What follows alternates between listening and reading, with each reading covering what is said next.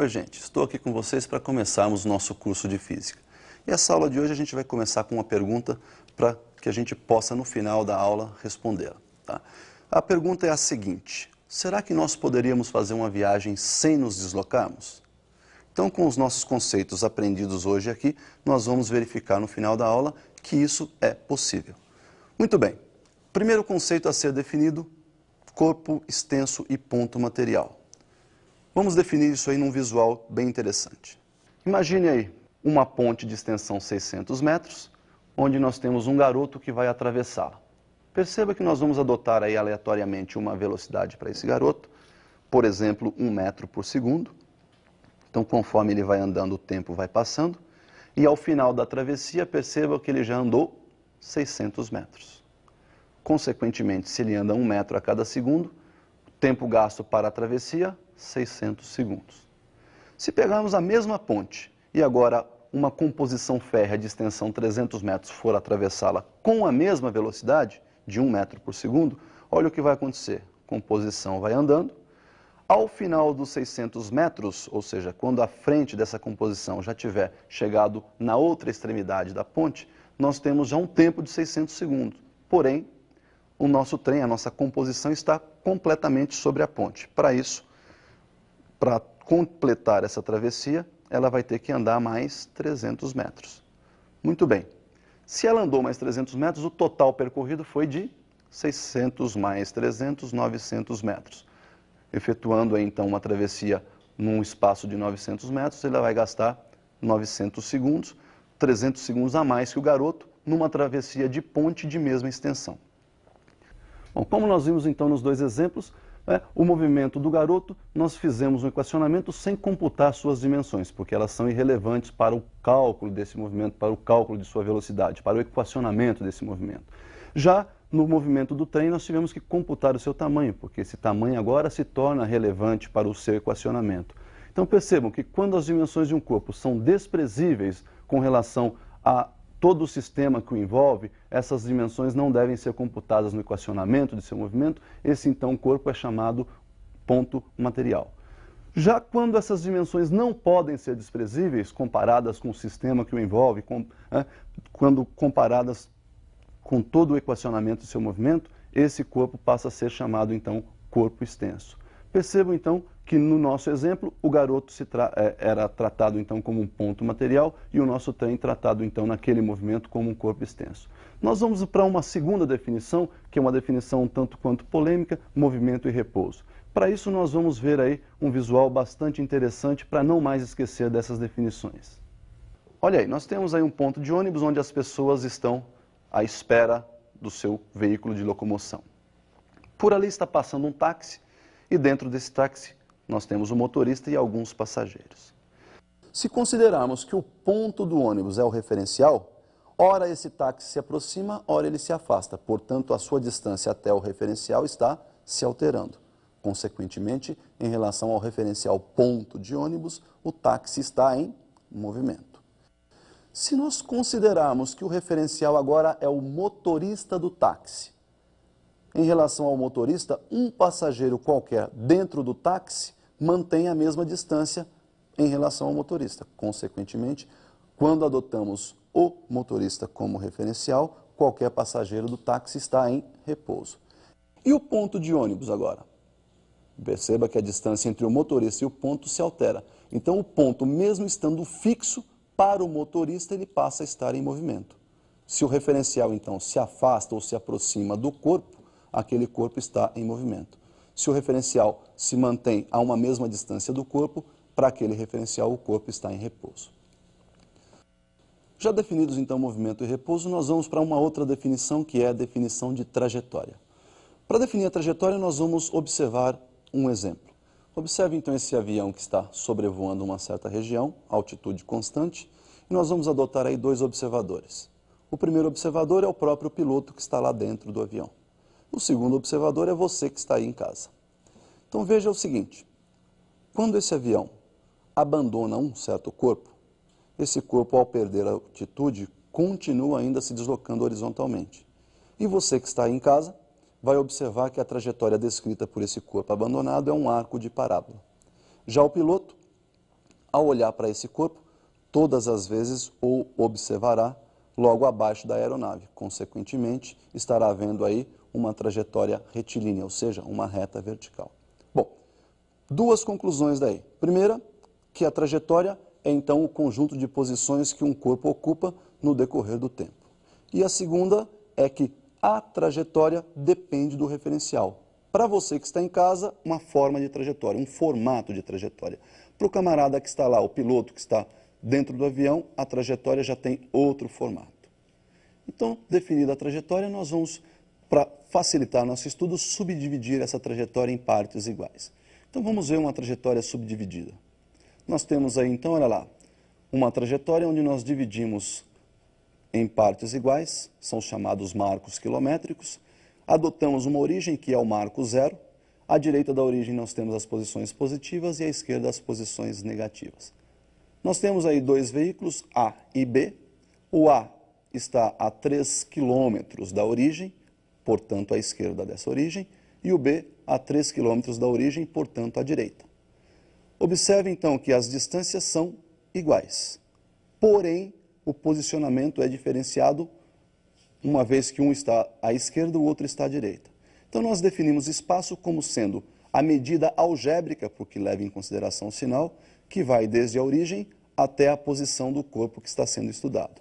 Portanto, o espaço ocupado pelo corpo A é menos 3 km e o espaço ocupado pelo corpo B é de mais 3 km. Uma outra definição importante aí é o espaço inicial. Não confundir a origem dos espaços com o espaço inicial. Tá? O espaço inicial é a posição de onde o corpo inicia o movimento. E todo movimento tem o seu início no instante t igual a zero. Então, espaço inicial é a posição que o corpo ocupa no tempo zero. Nós vamos agora definir a rapidez com que varia esse espaço. Para isso, nós vamos ver a definição da velocidade. Velocidade escalar média é a relação, então, entre o espaço, é a rapidez com que varia o espaço, né, medida no intervalo de tempo ΔT. Nós temos aí, então, espaço final menos espaço inicial, que é o nosso ΔS, e embaixo, tempo final menos tempo inicial, o nosso ΔT. Se formos falar de uma velocidade instantânea, uma velocidade escalar instantânea, nós devemos calculá-la num limite de tempo tendendo a zero. E esse limite é calculado através da derivada. Então nós temos aí, olha, a velocidade é o limite de ΔS por ΔT, quando esse ΔT tende a zero, e esse limite então é calculado através da derivada. A derivada nós representamos por ds dt. Então a velocidade é a derivada do espaço em função do tempo. Essa derivada nós vamos ver numa outra oportunidade. Agora perceba que a rapidez com que varia essa velocidade também pode ser calculada. Como é que você calcula a rapidez com que varia a velocidade? Essa rapidez com que varia a velocidade nós chamamos de aceleração. Dá uma olhadinha. Aceleração escalar média, nós vamos representar pela letrinha alfa, letrinha grega. Alfa m, aceleração média, é a variação da velocidade por variação de tempo. V final menos V inicial sobre T final menos T inicial. Essa aceleração também pode ter o seu valor instantâneo calculado, que se calcula no limite de tempo tendendo a zero. Esse limite nós vimos ser calculado então através da derivada. Muito bem, todas essas grandezas físicas são medidas num determinado sistema de unidades. Esse sistema serve para nos dar a dimensão da grandeza. Então nós vamos comparar alguns sistemas importantes aí. Então, comparando as grandezas dentro de cada sistema, olha aí. O tempo no sistema internacional é medido em segundo. Segundo nós representamos pela letra S. No sistema CGS, centímetro, grama, segundo, o tempo é também medido em segundo. Daí nós temos, então, a representação pela letra S. E na unidade que nós usamos no dia a dia, chamada também de unidade prática, nós costumamos medir o tempo em horas. Portanto, hora, representação H. Uma observação importante. Qualquer unidade que você vai representar pelo símbolo não tem plural. Portanto, horas não é HS, e sim somente H. Tá? O espaço no sistema internacional é medido em metros. No sistema CGS, centímetros. E no sistema usual ou prático, quilômetros. Como a velocidade é uma relação espaço-tempo, então ficaria metro por segundo no internacional, centímetro por segundo no sistema CGS e quilômetros por hora no sistema usual ou prático. Já a aceleração, velocidade por tempo, nós temos aí no Sistema Internacional metro por segundo ao quadrado, no Sistema CGS centímetro por segundo ao quadrado e no Sistema prático ou usual quilômetros por hora ao quadrado. Então, definidas essas unidades, não pense você que no vestibular vai estar tudo separado, né? Lá eles costumam dar uma misturada nos sistemas. Então, você precisa de aprender a transformar esses sistemas de um sistema para outro. Então, perceba uma transformação muito importante. 1 quilômetro por 1 hora. Todos nós sabemos que 1 quilômetro tem 1000 metros e que 1 hora tem 3.600 segundos. Simplificando em cima e embaixo por 1000, nós temos aí 1 sobre 3,6 metro por segundo. Então, o coeficiente ou o fator de transformação, 3,6. Se quisermos passar quilômetros por hora para metros por segundo, então é só dividir pelo fator 3,6.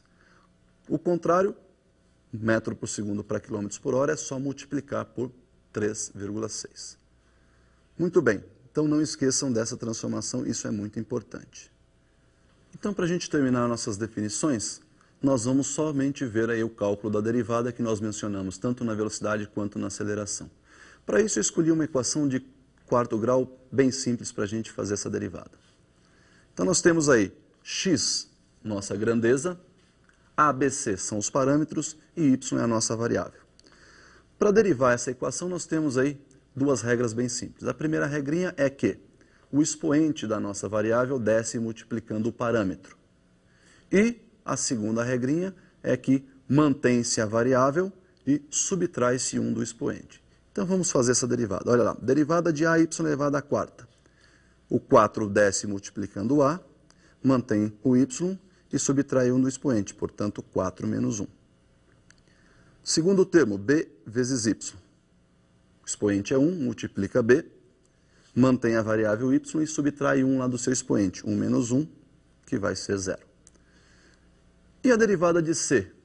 Bom, esse C estava sozinho, nós vamos colocar um y elevado a 0 ao seu lado, porque y elevado a 0 é 1, e quando fizermos a derivada, o 0 vai multiplicar o C. Então ficaria 0 vezes C, que multiplica y elevado a 0 menos 1. Daí então nós temos que a derivada ficou assim, olha lá, 4 que multiplica A, que multiplica y ao cubo, mais B que multiplica y elevado a 0, mais 0. Totalizando então aí a nossa equaçãozinha que ficou 4ay ao cubo mais b. Então, para finalizar a nossa aula de hoje, vamos responder aquela pergunta inicial. Imagine que você vai fazer uma viagem. Você sai da sua casa, vai até a Baixada Santista e volta para a sua casa.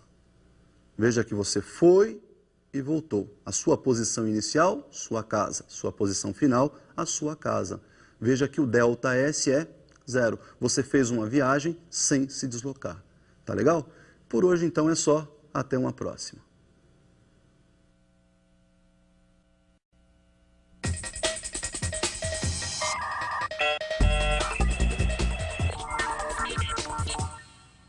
Olá, pessoal. Estou aqui com vocês para mais uma aula da nossa física. Hoje nós vamos começar com uma pergunta bem simples. Se você observasse um salto de um paraquedista, que tipos de movimentos você poderia identificar nesse salto? Após essa aula de hoje, você está apto a responder essa pergunta. Hoje a gente vai falar dos movimentos, começando aí com o movimento uniforme e terminando com o movimento uniformemente variado. Então vamos lá. Movimento uniforme é aquele que tem velocidade constante e, consequentemente, não possui aceleração. Por isso, será representado por uma função de primeiro grau. Já o movimento uniformemente variado, ele tem velocidade variável, passa a existir aí uma aceleração, e essa aceleração sim será constante, e esse movimento será representado por uma função de segundo grau. Vamos observar então como é que se define a função horária do movimento uniforme. Olha lá, lembre-se que a velocidade média e a velocidade instantânea nesse movimento agora podem ser consideradas iguais, uma vez que ela não é variável. Daí então nós temos ΔS por ΔT. Vamos desmembrar essa equação, espaço final menos espaço inicial sobre tempo final menos tempo inicial. Lembrando que todo movimento se inicia no instante t igual a 0, portanto o nosso instante inicial t0 será 0, quando ele ocupa a posição inicial S0.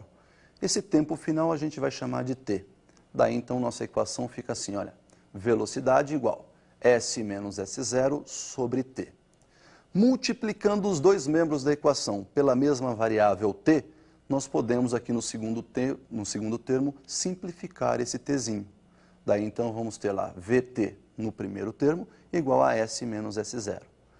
Vou pegar então essa mesma equaçãozinha agora e vou somar S0 aos dois termos. Então eu tenho do lado esquerdo da igualdade VT mais S0 e do lado direito eu já tenho um S0 negativo. Quando eu somo mais um S0, eles se anulam. E aí nós temos então somente o S. Daí a equação S igual a S0 mais VT. Então, como vocês viram, nós temos a função horária dos espaços representada por uma função do primeiro grau. Esse movimento será todo ele representado por gráficos. Vamos ver então como é que ficam os gráficos desse movimento. Primeiro vamos ver o gráfico do espaço em função do tempo. Olha lá, o gráfico do espaço pode ser uma reta crescente quando as posições estão aumentando, portanto o movimento é dito progressivo, ou uma reta decrescente quando as posições estão diminuindo e o movimento então é dito retrógrado. O segundo gráfico que nós vamos ver é da velocidade em função do tempo. Perceba que a velocidade pode ser positiva ou negativa, portanto uma reta paralela ao eixo dos tempos, acima se for um movimento progressivo ou abaixo do eixo se for um movimento retrógrado. A aceleração sempre nula independentemente do instante desejado. Sempre então nula a aceleração. Muito bem. Nesse movimento uniforme nós temos então os gráficos apresentados e podemos extrair desses gráficos duas propriedades importantes. Vamos ver a primeira propriedade que diz respeito ao gráfico do espaço em função do tempo. Olha lá. Se nós calcularmos o coeficiente angular dessa reta, nós vamos pegar nada mais, nada menos que uma variação vertical que representa ali o nosso eixo dos espaços, ΔS, por uma variação horizontal que representa o nosso ΔT, ou seja, o eixo horizontal representa o nosso tempo. O coeficiente, então, é dado pela tangente de θ, que será numericamente igual a ΔS sobre ΔT. ΔS sobre ΔT, você já conhece, é a velocidade. Muito bem, o segundo gráfico, que é o gráfico da velocidade, também nos permite extrair uma propriedade importante. Se considerarmos dois t's, ou seja, dois instantes, t1 e t2, e você observar que esse intervalo de tempo proporciona o cálculo de uma variação de espaço, olhando para o gráfico, essa área achurada será numericamente igual a essa variação de espaço. Perceba que quando você calcula a área, ΔT é a base, V, a velocidade, é a própria altura dessa figura retangular, e quando você faz base vezes altura, você determinou a área. Perceba que essa velocidade que aparece no segundo termo da equação pode ser substituída por ΔS sobre ΔT. E aí nós vamos ter no mesmo termo da equação, no mesmo membro, ΔT multiplicando e ΔT dividindo. Simplificando ΔT, provamos então que a área é numericamente igual à variação de espaço. Muito bem, então está definido aí o nosso movimento uniforme. O segundo movimento uniformemente variado, já falamos sobre ele e vamos ver então como é que fica a sua função horária. Observem como é que foi definida. Essa é uma das demonstrações dessa definição. Função horária dos espaços do movimento uniformemente variado, segundo grau, portanto, eu vou pegar uma expressão S igual A mais BT mais CT quadrado e nós vamos determinar quem são os parâmetros A, B e C. O parâmetro A nós vamos determinar, lembrando que no instante t igual a zero, nós estamos iniciando o movimento, portanto S igual a S0. Substituindo esses dois valores na equação, no lugar do S, S0, no lugar do T, 0, fazendo essas continhas, você chegou aí em S0 igual a A. O parâmetro B, nós vamos definir através do cálculo de derivada. Se nós derivarmos o espaço em função do tempo, nós obtemos a velocidade. Então, nós sabemos que a derivada de A é uma constante, é 0. Derivada de BT, o expoente de T é 1. Desceu multiplicando o parâmetro B, ficou 1 vezes B. Né? E subtraindo 1 do expoente desse T aí, teríamos T elevado a 0, que não precisa ser colocado, portanto não aparece aí o T elevado a 0, mais a derivada de CT quadrado, que seria o 2 vezes C, o 2 desce multiplicando o parâmetro C, e subtrai 1 do expoente, 2 menos 1 seria 1, 2 vezes C vezes T. Daí, substituindo de novo o nosso tempo por 0, lembrando que no instante t igual a 0 o movimento se inicia, nós vamos ter que a velocidade também é considerada como sendo inicial. Então, V0 é igual a B.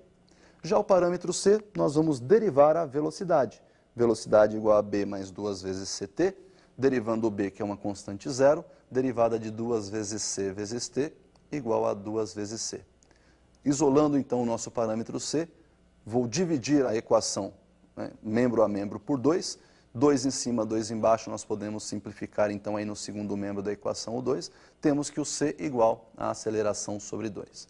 Daí, substituindo, então, membro a membro lá na nossa equação original, s igual a s0 mais v0t mais aceleração sobre 2t quadrado. Bom, essa, então, é a nossa função horária dos espaços. Percebemos que a velocidade também é uma função horária e de primeiro grau. Então, nós vamos substituir os termos também na função da velocidade. Olha lá, nós temos aí velocidade derivada do espaço em função do tempo, b mais 2 vezes c vezes t. Substituindo o b por v0 e o c por aceleração sobre 2, percebemos que no segundo membro da equação nós temos v0 mais 2 vezes aceleração sobre 2 vezes t. Podemos simplificar o 2 em cima e embaixo, daí nós temos a equação original, v igual v0 mais aceleração vezes t. Uma propriedade importantíssima é que, sendo a velocidade representada por uma função de primeiro grau, o seu valor médio, visto por nós como sendo ΔS sobre ΔT, também pode ser calculado como sendo a média aritmética das velocidades inicial e final, né, de um movimento. Definidas então as funções horárias, vamos ver como é que Torricelli chegou à sua equação. Observe a equação do Torricelli. Então, olha aí, para definir a sua equação, Torricelli utilizou a equação horária da velocidade, v igual a v0 mais aceleração vezes t, subtraiu de cada lado da igualdade o v0, ficando então v menos v0 do lado esquerdo da igualdade, igual a v0 mais alfa t menos v0. Como nós temos do lado direito da igualdade v0 positivo, v0 negativo, nós temos então que v menos v0 será igual a alfa vezes t. Se nós dividirmos os dois termos da equação por alfa, nós vamos ter v menos v0 sobre alfa igual a alfa vezes t dividido por alfa, que representa a aceleração. Então, do lado direito da equação, esse alfa será simplificado, resultando então em t igual a v menos v0 dividido pela aceleração alfa. Se substituirmos esse t na equação horária ou na função horária dos espaços e fizermos todas as contas matemáticas, chegaremos então à expressão de Torricelli, v quadrado igual a v0 ao quadrado mais 2 vezes a aceleração vezes ΔS. Bom, então nós definimos todas as funções que representam esse movimento, né? Movimento uniformemente variado. Vamos ver como é que ele fica representado graficamente? Vamos ver primeiro o gráfico do espaço em função do tempo. Olha lá, nós temos como espaço em função do tempo uma equação de segundo grau, portanto sua representação gráfica é uma parábola, que pode ter concavidade para cima ou concavidade para baixo. Perceba que no vértice da parábola nós temos aí a inversão do movimento, ou seja, no primeiro gráfico as posições vão diminuindo, quando atinge o vértice elas começam a aumentar. Então nós vamos denominar esse instante aí de T1. Perceba que no instante T1 ocorreu a inversão, tanto no primeiro gráfico onde a concavidade está voltada para cima, como no segundo gráfico onde a concavidade está voltada para baixo. Se ocorreu a inversão do movimento é porque ele deixou de ir para voltar na trajetória. Consequentemente, se ele para de ir para voltar, a velocidade nesse momento é zero. Uma propriedade desse gráfico é, se você quiser calcular a velocidade em qualquer instante, basta nesse instante traçar uma reta tangenciando a parábola e calcular o coeficiente angular dessa reta. Então veja que para um determinado instante t1, a velocidade v1 é numericamente igual a tangente de θ. O segundo gráfico que nós vamos ver é da velocidade. Perceba que a velocidade pode estar crescendo para movimento acelerado, portanto a velocidade aumenta quando você acelera, ou diminuindo no movimento retardado. A velocidade diminui quando você freia, ou seja, quando você retarda o movimento. Desse gráfico nós temos duas propriedades. O coeficiente angular, que nos permite calcular a aceleração, portanto tangente de θ numericamente igual a ΔV sobre ΔT, que é a própria aceleração. Esse ΔV e o ΔT estão assinalados aí no gráfico, como você pode ver. A segunda propriedade, também desse mesmo gráfico, nos proporciona calcular aí o ΔS. Verifique que quando você calcula a área desse gráfico, a base maior desse trapézio aí é a velocidade v. A base menor é o v0, velocidade inicial, e a altura do trapézio é esse ΔT. Então, como nós já sabemos, A área é base maior mais base menor vezes altura sobre 2, então a área numericamente igual a V mais V0 vezes ΔT sobre 2. Daí, nós vamos lembrar que a velocidade média ΔS sobre ΔT pode ser dada pela média aritmética entre as velocidades final e inicial. Então, esse V mais V0 sobre 2, nós vamos substituir, vamos trocar esse V mais V0 sobre 2 por ΔS sobre ΔT. Simplificando o ΔT aí, olha, nós temos a área numericamente igual a ΔS. E o terceiro gráfico da aceleração. No gráfico da aceleração, nós temos uma reta constante paralela ao eixo dos tempos, que pode ser positiva ou negativa. Desse gráfico, nós temos aí também uma propriedade que é o cálculo numérico da área. Entre dois instantes T1 e T2, ao calcular a área, você está multiplicando a base, que representa o ΔT, pela altura que representa a aceleração. Daí, então, nós temos área numericamente igual a ΔT vezes alfa, onde esse alfa, que representa a aceleração, pode ser substituído por ΔV sobre ΔT. Daí, então, simplificando o ΔT, nós temos área numericamente igual a ΔV. Bom, pessoal, agora você já pode responder aquela pergunta. Lembra do paraquedista? Quando ele inicia o salto, ele começa uma queda livre sob efeito exclusivo da gravidade, portanto, aceleração constante e movimento uniformemente variado, acelerado. Quando o paraquedas se abre, ele passa a sofrer uma resistência do ar que começa a frear o seu movimento. Então, o movimento, além de uniformemente variado, passa a ser agora retardado, até atingir uma velocidade constante que permanece até o final do seu salto, até a chegada ao solo.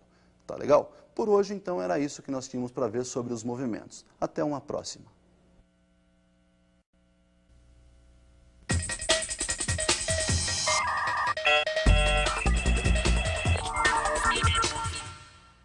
Oi, pessoal.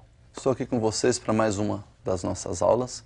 E hoje nós vamos falar das grandezas vetoriais. Nós temos na física dois conjuntos de grandezas, as escalares, que se caracterizam com valor numérico acompanhado de uma unidade, e as grandezas vetoriais, que se caracterizam com seu valor numérico, a sua unidade e ainda com uma direção e sentido. Essa direção e sentido nós chamamos de orientação da grandeza. Vamos definir então o vetor. O vetor é um segmento de reta, representando aí então esse segmento uma direção, e que nós vamos orientar. Essa orientação aí sobre a direção nós chamamos de sentido. Então percebam que nós temos aí uma reta horizontal, orientada da esquerda para a direita. Esse vetor nós vamos chamar de V, e para que uma grandeza fique sendo caracterizada como grandeza vetorial, nós vamos representá-la com o seu nome, no caso chamei de V, com uma setinha em cima. Essa seta representa então que a grandeza requer direção e sentido. Esse vetor também pode ser representado pelo segmento AB, orientado de A para B. Então posso chamá-lo de AB, uma seta em cima dizendo que ele está orientado de A para B.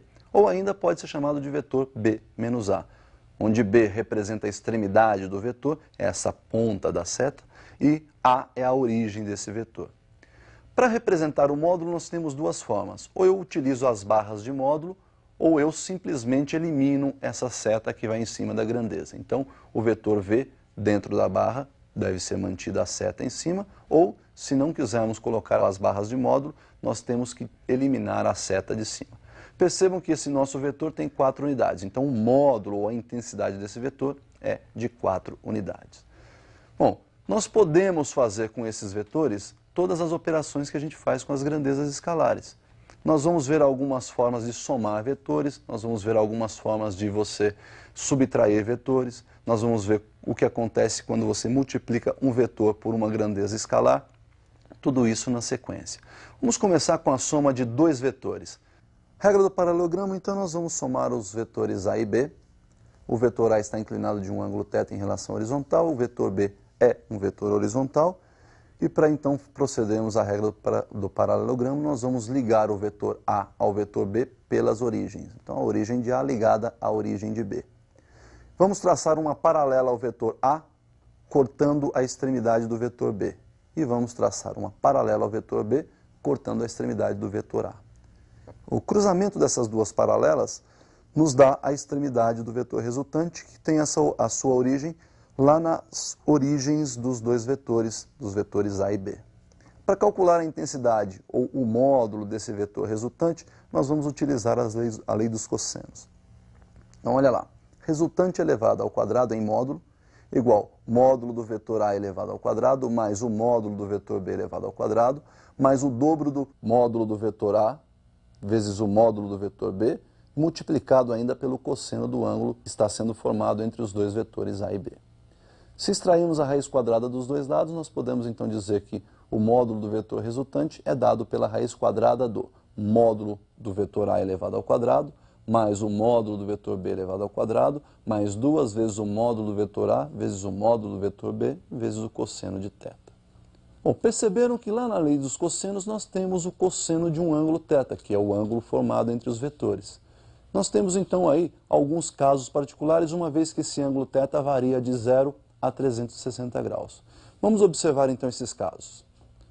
Bom, nos casos particulares nós temos um primeiro em que o ângulo entre os vetores é 0, consequentemente eles vão ter a mesma direção e o mesmo sentido.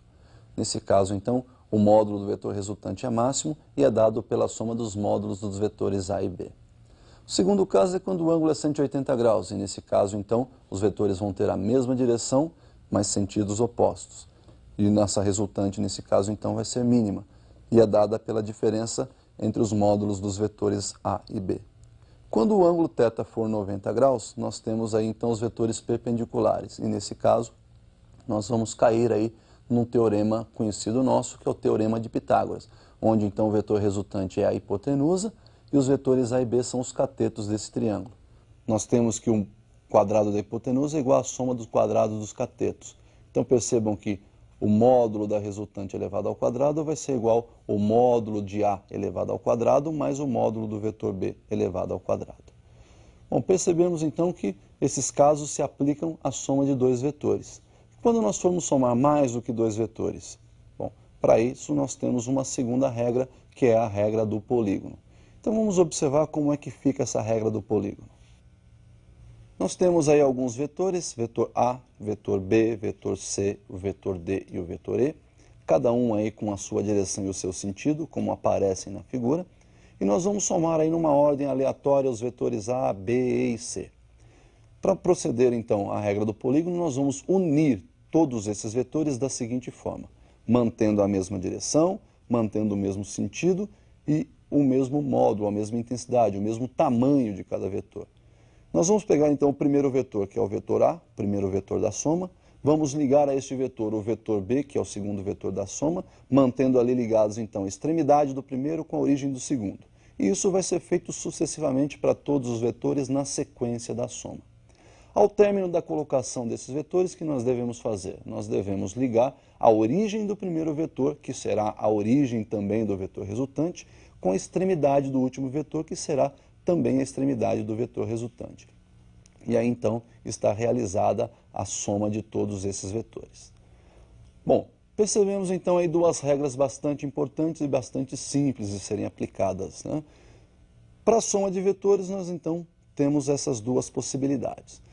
E quando nós quisermos, por exemplo, multiplicar uma grandeza escalar por uma grandeza vetorial, isso pode acontecer e também é simples de ser feito. Vamos observar como isso acontece na prática.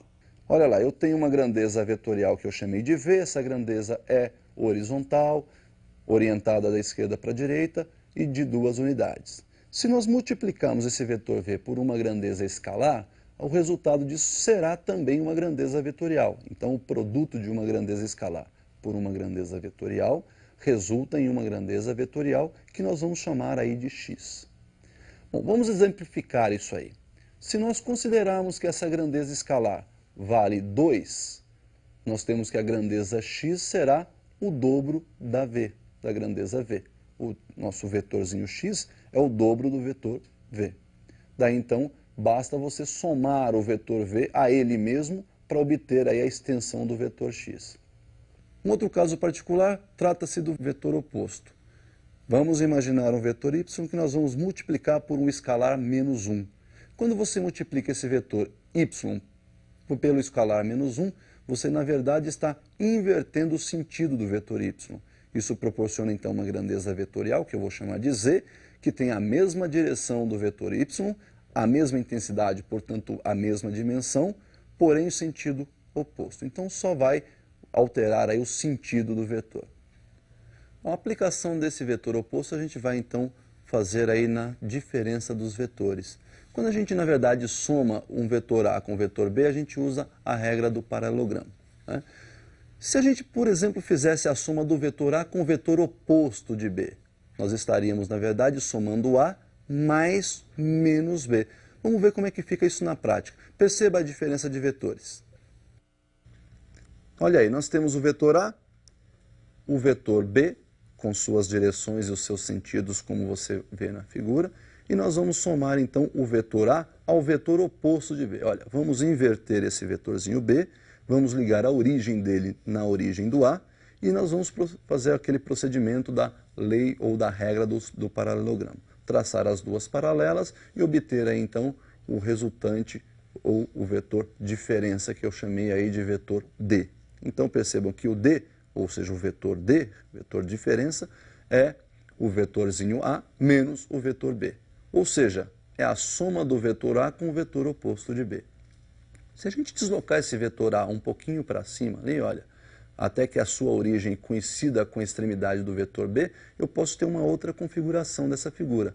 E para calcular esse vetor diferença, também devemos usar a lei dos cossenos, onde então o módulo do vetor diferença é dado pela raiz quadrada do módulo do vetor A elevado ao quadrado, mais o módulo do vetor B elevado ao quadrado, só que em vez de soma nós estamos fazendo a diferença, por isso o sinal negativo, menos o dobro do módulo do vetor A, vezes o módulo do vetor B, vezes o cosseno do ângulo entre os vetores nessa segunda configuração que você viu aí.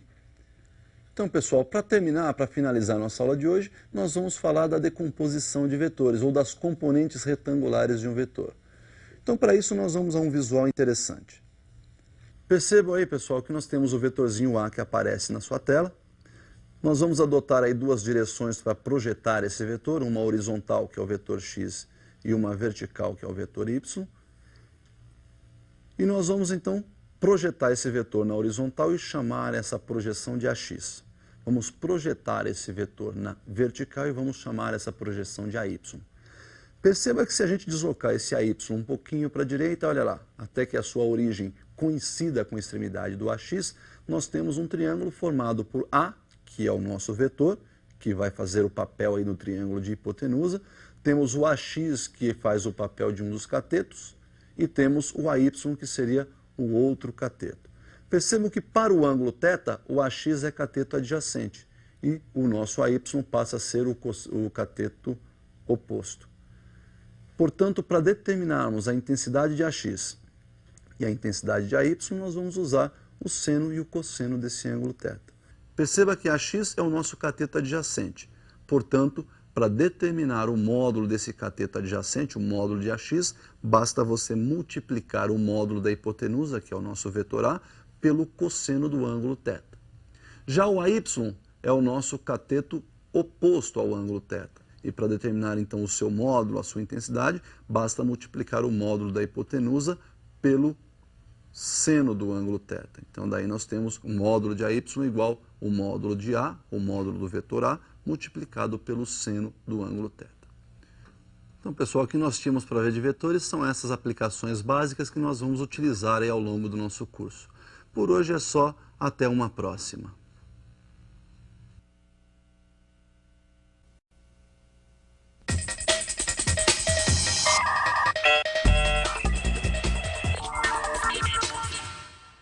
Oi, pessoal, estou aqui com vocês para mais uma aula do nosso curso e hoje eu vou começar essa aula com uma pergunta para a gente refletir até o final. Será que é possível um movimento uniforme ter velocidade variável? Bom, no final da aula a gente volta a esse assunto e discute se existe ou não essa possibilidade. Hoje a gente vai falar de movimento circular uniforme, e nós vamos começar com algumas definições básicas para concluirmos o equacionamento desse movimento. Vamos falar do ângulo horário ou fase do movimento. Veja na tela. Bom, observe então que nós temos aí uma trajetória circular, e eu vou adotar aí essa origem da trajetória e um corpo vai descrever essa trajetória no sentido anti-horário. Nós vamos determinar aí um vetor que nós vamos denominá-lo vetor posição, que sai do centro da trajetória e vai acompanhar esse corpo passo a passo por toda a sua trajetória.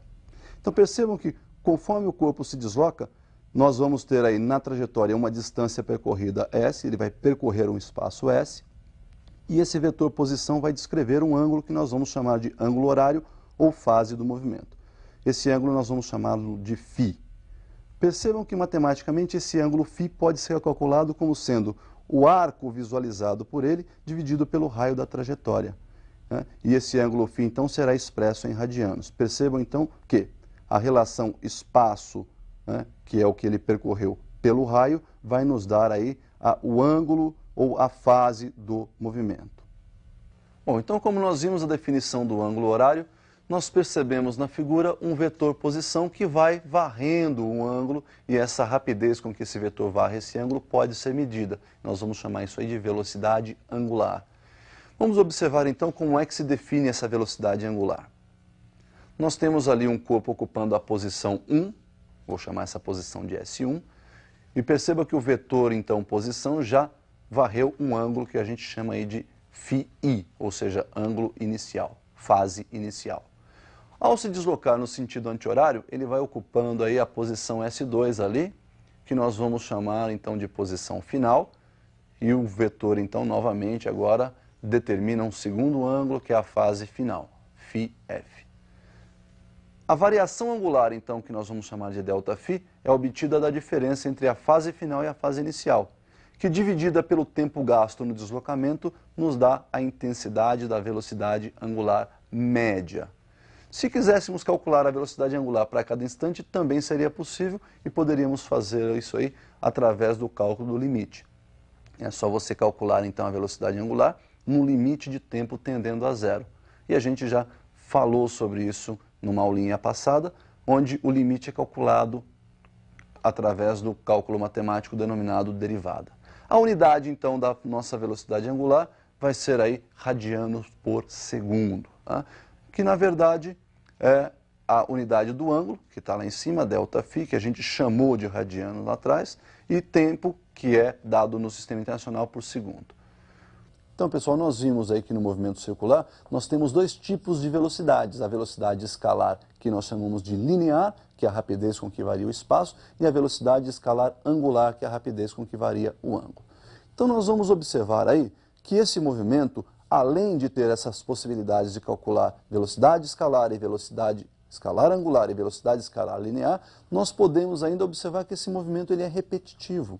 E todo movimento repetitivo nós chamamos de movimento periódico. O que é o período? Período para nós, numa definição bem simples, bem fácil de entender, é o menor intervalo de tempo que esse corpo leva para dar uma volta completa na trajetória. Perceba que ele sai da origem, vai descrever toda a trajetória, quando ele retorna à origem, completou uma volta.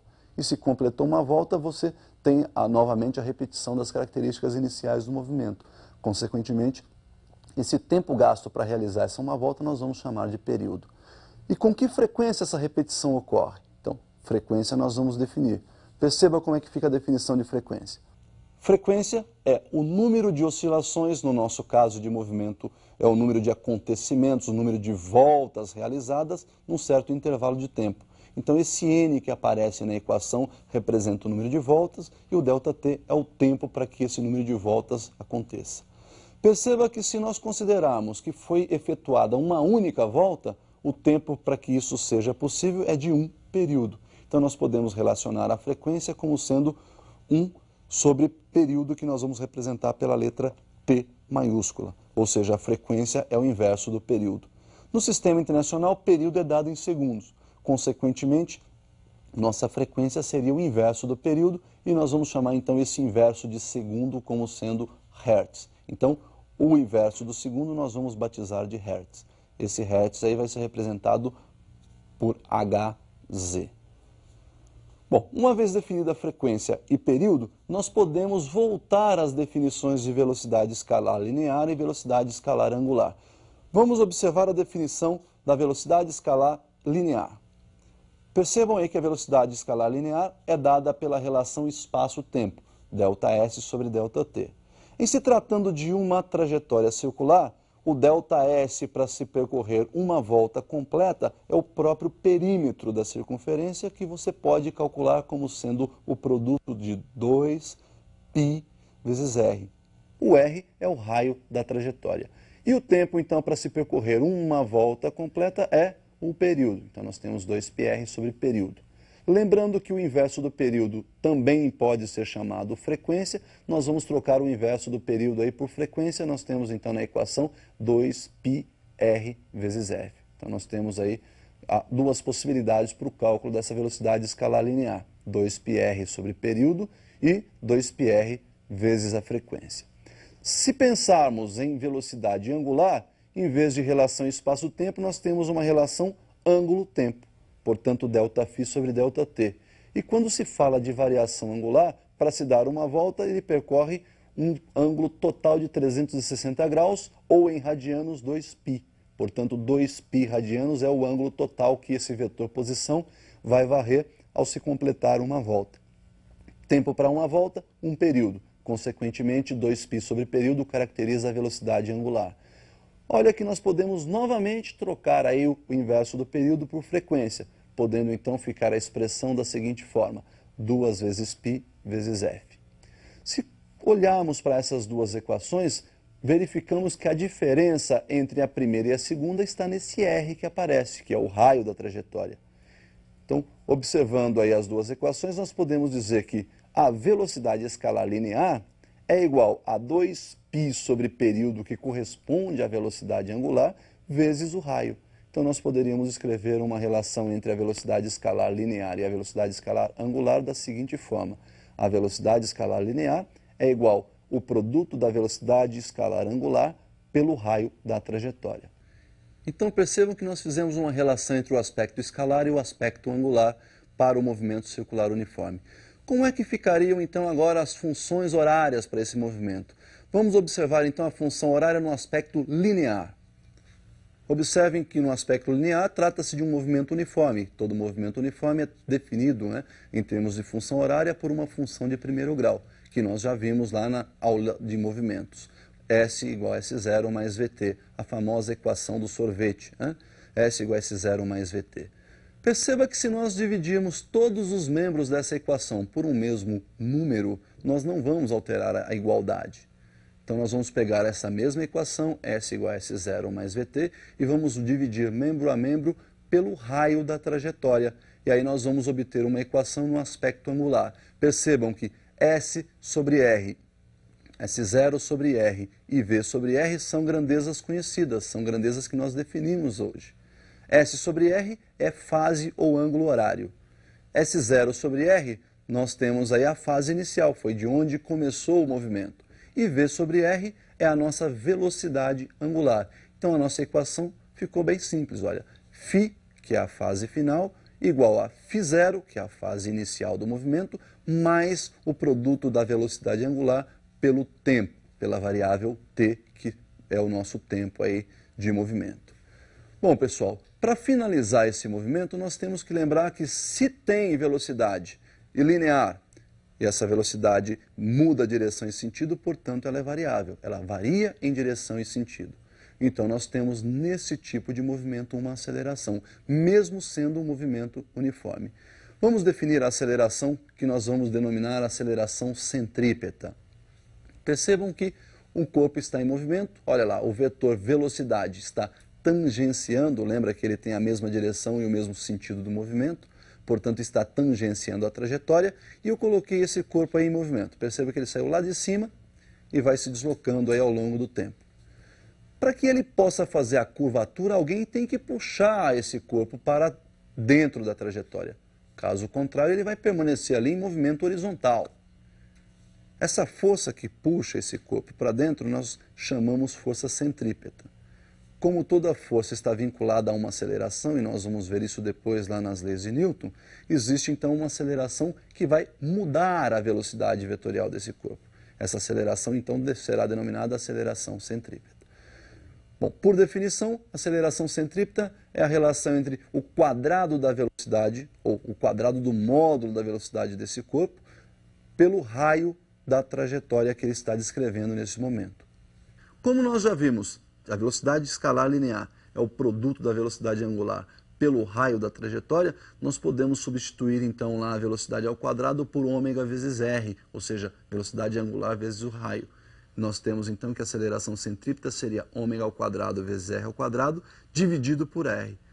Simplificando r com r aí, nós temos que a aceleração centrípeta é o ômega ao quadrado multiplicado pelo raio. Esta é uma segunda opção para se calcular a aceleração centrípeta. E uma terceira opção seria substituir o r aí por v sobre ômega, né? Uma vez que você sabe que o v é o produto de ômega vezes r, dividindo então v por ômega nós temos r, substituindo na equação de número 2, nós temos aí que a aceleração centrípeta é ômega ao quadrado vezes v sobre ômega. Simplificando ômega ao quadrado e ômega, nós temos que a aceleração centrípeta também é ômega vezes v. Pessoal, como vocês puderam observar, mesmo sendo um movimento uniforme, esse movimento tem uma aceleração, porque a sua velocidade, embora tenha módulo constante, ela tem direção e sentido variando ao longo do tempo. Consequentemente, ela é considerada uma grandeza variável. Por hoje é só, e nós então vamos ficando por aí. Até uma próxima.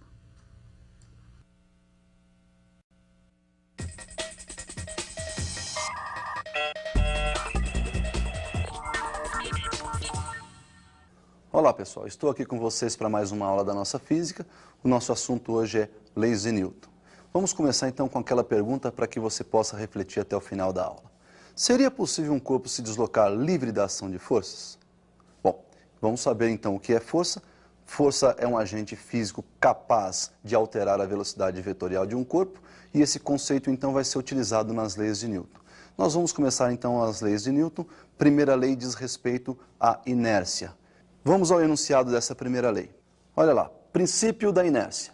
Primeiro enunciado então que eu trouxe para vocês, todo corpo em equilíbrio tende a manter sua velocidade vetorial constante.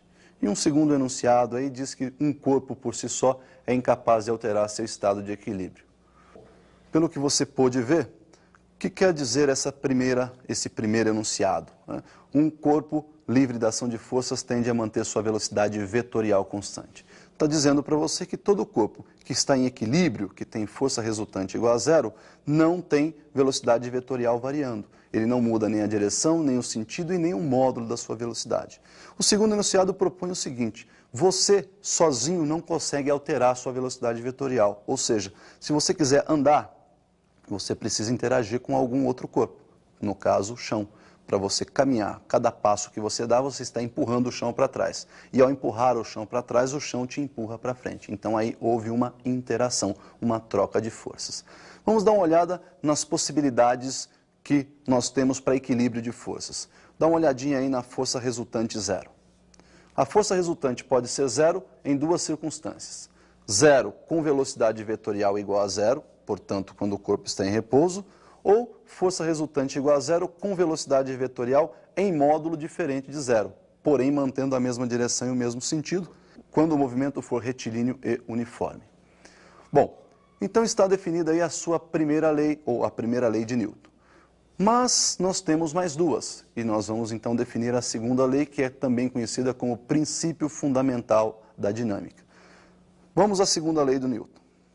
O princípio fundamental da dinâmica relaciona massa do corpo, a força aplicada a ele e a aceleração adquirida por ele. Então, quando você aplica uma força a um determinado corpo, este corpo adquire uma aceleração.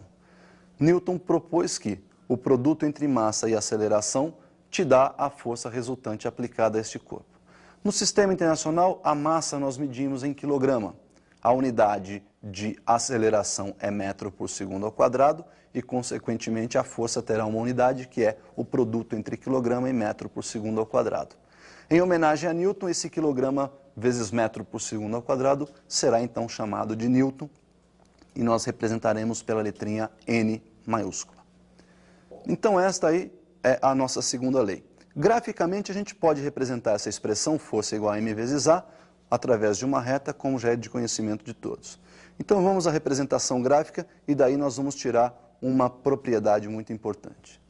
Olha lá, na vertical o nosso gráfico está representando aí a força, na horizontal a aceleração, e a reta começa, tem início no cruzamento dos eixos ou na origem dos eixos, porque no instante em que a sua aceleração é nula, a força aplicada também tem que ser nula. Consequentemente, conforme aumenta a aceleração, aumenta-se também a força. O coeficiente angular dessa reta, ou seja, a tangente de θ, nos dá a relação entre F1 sobre A1, ou seja, a variação vertical por variação horizontal, F1 sobre A1. Uma vez que você conhece lá da segunda lei, força igual a massa vezes aceleração, onde tem F1 eu posso substituir por m vezes A1. Daí então nós temos m vezes A1 dividido por A1, onde nós podemos simplificar esse A1 e concluirmos que a tangente de θ é numericamente igual à massa do corpo. Muito bem, então essa propriedade nós não podemos esquecer. Uma outra aplicação importante dessa segunda lei é com relação ao peso do corpo. Vamos observar a queda de um corpo. Um corpo abandonado de uma certa altura deve então sofrer aí um movimento de queda e esta queda então se dá ao efeito da força gravitacional, que nesse caso nós vamos chamar aí de força peso. Percebam que o peso então é a força que puxa esse corpo para baixo, consequentemente ele adquire uma aceleração que é a aceleração da gravidade e obviamente o produto da massa pela aceleração da gravidade nos dá a força com que a Terra atrai esse corpo, que nós denominamos força-peso. Uma unidade que também usamos aí é o quilograma-força. O quilograma-força é o peso de um corpo de massa 1 kg em uma região onde a gravidade é 9,8 metros por segundo ao quadrado. Então nós temos que 1 kg-força é o produto de 1 kg de massa por 9,8 metros por segundo ao quadrado de aceleração, o que resulta em 1 kg-força equivalente a 9,8 newton. Bom, então está definido o peso. Não confundir peso com massa. Peso é uma força. Peso é o produto da massa por uma aceleração, no caso, a aceleração da gravidade. Tudo bem? Nós vamos continuar, então, com a exposição da terceira lei. O que seria essa terceira lei de Newton? Princípio da ação e reação. Na interação entre dois corpos, as forças que são trocadas entre eles formam um par de forças ação e reação. Então, nesse caso, aí nós temos dois ímãs que, quando aproximados com polarizações opostas, eles se atraem. Essas forças que são trocadas entre esses corpos na atração formam, por exemplo, um par ação e reação. Um outro exemplo muito importante e muito simples é quando você tem um corpo apoiado sobre uma mesa. Vamos analisar esse exemplo. Olha aí, uma caixa sobre uma mesa. Perceba que sobre essa caixa estão atuando duas forças. A força que puxa a caixa para baixo, força-peso, e aquela força que não deixa a caixa descer, que é aplicada pela mesa sobre o corpo, chamada força normal. Separando os corpos, olha lá, força normal e força-peso, ao contrário do que se pensa, não formam par ação e reação. Por quê? Força normal aplicada pela mesa sobre o corpo. Então, a reação dessa força normal aplicada no corpo está sobre a mesa. A mesa empurra o corpo para cima, o corpo empurra a mesa para baixo. E a reação da força-peso que está aplicada a esse corpo seria uma força que o corpo exerce sobre a Terra, puxando a Terra para cima. Então, veja que força normal e peso não formam um par de forças ação e reação, porque estão aplicadas em um único corpo. Ação e reação são forças de mesma intensidade, mesma direção, sentidos opostos e que estão aplicadas em corpos diferentes. Bom, essa é a terceira lei de Newton, então nós concluímos aí as três leis. Mas algumas aplicações são muito importantes. Por exemplo, como calcular a força ou a aceleração de corpos que se encontram em movimento. Um exemplo muito importante é o exemplo dos elevadores. Olha lá. Se você tivesse um elevador e colocasse lá no seu piso uma balança calibrada em newtons, ou seja, uma balança utilizada para medir força, ao subir sobre essa balança, com o elevador em repouso, nós poderíamos observar que o peso medido pela balança é o peso real dessa pessoa. Porém, quando esse corpo está em movimento, para quem já teve a oportunidade de andar num elevador, sabe-se que na subida ou na descida você tem sensações diversas. Ora você se sente mais pesado, ora você se sente mais leve. É o que nós chamamos de peso aparente. Então, uma regra bem simples para a gente não mais errar exercícios desse tipo. Se o elevador estiver subindo com movimento acelerado ou descendo com movimento retardado, a gravidade aparente dentro do elevador é a soma entre a aceleração da gravidade e a aceleração provocada pelo elevador nesse movimento. Se, por outro lado, o elevador estiver subindo com movimento retardado ou descendo em movimento acelerado, A gravidade aparente detectada dentro do elevador é a diferença entre a aceleração da gravidade e a aceleração provocada pelo elevador. Daí, então, nós temos que peso aparente é o produto da massa desse corpo multiplicada pela gravidade aparente no momento. Bom, esta é uma das aplicações, mas nós temos uma segunda aplicação também muito importante, que seria um pêndulo em movimento. Vamos observar um pêndulo que se trata aí de uma esfera fixa no teto de um veículo. Olha lá, esse pêndulo em movimento, quando esse corpo começa a se deslocar, perceba que essa esferinha sofre um deslocamento para trás e o fio que liga essa esfera ao teto do veículo fica então inclinado de um ângulo θ com relação à vertical. Nós temos duas forças aplicadas à esfera, a força tensora aplicada pelo fio e a força peso aplicada pela gravidade terrestre. Perceba que com o movimento, esse corpo não desce nem sobe, mas ele continua se deslocando para a direita. Então existe uma força que está acelerando esse corpo. Essa força que acelera é uma componente da tensora, que nós vamos chamar de Tx, está representada aí ao lado. Quem é que não deixa esse corpo descer? Esse corpo não desce devido a uma força que puxa ele para cima. Essa é a componente vertical da força tensora, que nós vamos chamar de Ty. Então, Tx é a força que acelera, daí então Tx é o produto da massa do corpo pela aceleração, e Ty é a força que equilibra o peso. Daí nós chamamos então Ty de m vezes g, Ty igual ao peso. Como nós estamos procurando aí a relação entre Ty e Tx, nós vamos calcular essa relação através da tangente de inclinação desse fio. Olha lá, tangente de θ é dada pela relação entre Tx e Ty, onde o Tx nós conhecemos m vezes a e o Ty nós também conhecemos m vezes g. Simplificando as massas em cima e embaixo, nós temos que a tangente de θ é dada pelo quociente ou pela relação a sobre g. Multiplicando os dois lados por g, nós temos então que g vezes tangente de θ igual a vezes g dividido por g. Simplificando g em cima e embaixo, a igual a g vezes tangente de θ. Então, pessoal, essas são as leis de Newton que nós tínhamos que ver hoje. Lembra da pergunta inicial? Seria possível um corpo se deslocar livre da ação de forças? Bom, primeiro, nós temos que levar em consideração que o conceito livre da ação de forças não quer dizer ausência de forças aplicadas. Livre da ação de forças quer dizer todo o corpo em equilíbrio, força resultante igual a zero. E o corpo estará em movimento com força resultante igual a zero quando esse movimento for retilíneo e uniforme, ou seja, velocidade vetorial constante. Tá legal? Por hoje é só e até uma próxima.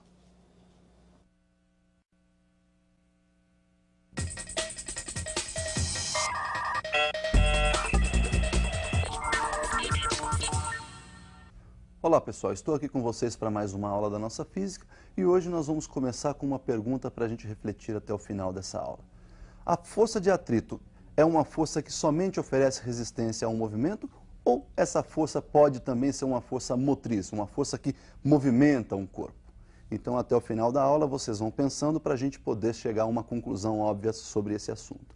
Hoje a gente vai falar então do atrito e para falar sobre o atrito nós devemos lembrar que esse atrito depende, está vinculado ao estado de aspereza ou rugosidade de duas superfícies que estão em contato.